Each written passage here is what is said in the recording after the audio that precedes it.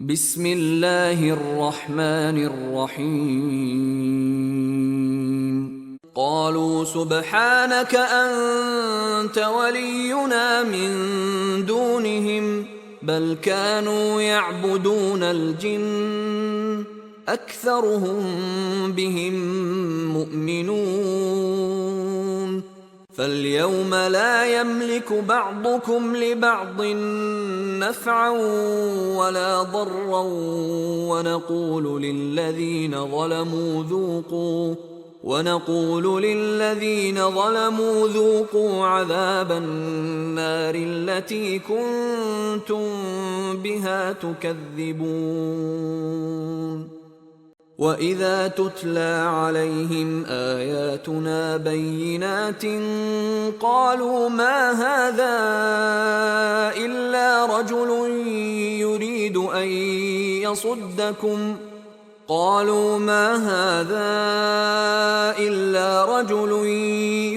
أَن يَصُدَّكُمْ عَمَّا كَانَ يَعْبُدُ آبَاؤُكُمْ وقالوا ما هذا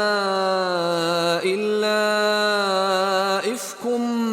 مفترى وقال الذين كفروا للحق لما جاءهم إن هذا إلا سحر مبين وما آتيناهم من كتب يدرسونها وما أرسلنا إليهم قبلك من نذير وكذب الذين من قبلهم وما بلغوا معشار ما آتيناهم فكذبوا رسلي فكيف كان نكير قل إنما أعظكم بواحدة أن تقوموا لله مثنى وفرادا ثم تتفكروا ما بصاحبكم من جنة إن هو إلا نذير لكم بين يدي عذاب شديد قل ما سألتكم من أجر فهو لكم إن أجري إلا على الله وهو على كل شيء